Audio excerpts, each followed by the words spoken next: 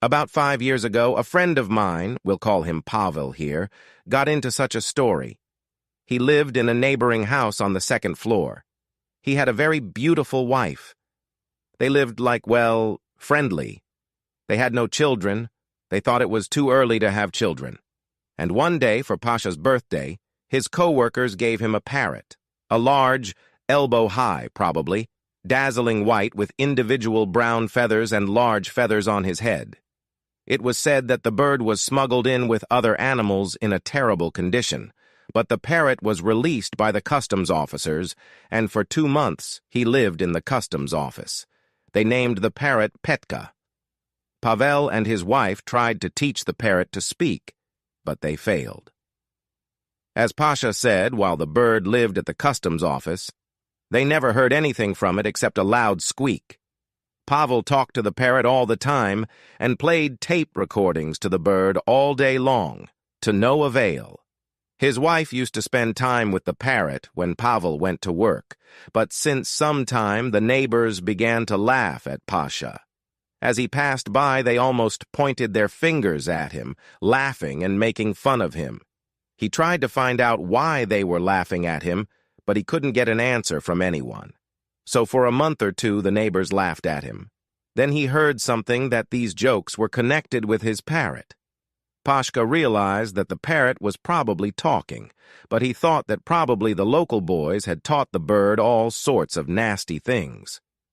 Pasha often put the cage with the parrot on the balcony. It was summer. But the parrot didn't talk in his presence, and people keep laughing at Pavel. What to do? One day, Pavel went to work in the morning as usual, but suddenly remembering that he had left some documents at home, he decided to return. As he approached his entrance, he suddenly heard his parrot speaking, loudly and clearly, with the intonation of a phrase like, "Now turn your ass to me. What beautiful tits you have. I'm going to stab you in the ass." And so on, as well as loud moans, very believable. A lot of people had gathered from below the balcony. Everyone was laughing and pointing their fingers at the bird cage on the balcony.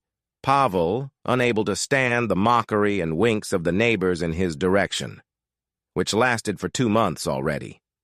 In his heart twisted the parrot's head and threw the corpse down the garbage chute. Pasha explained to himself that perhaps the parrot had such a vocabulary from the previous owners of the bird.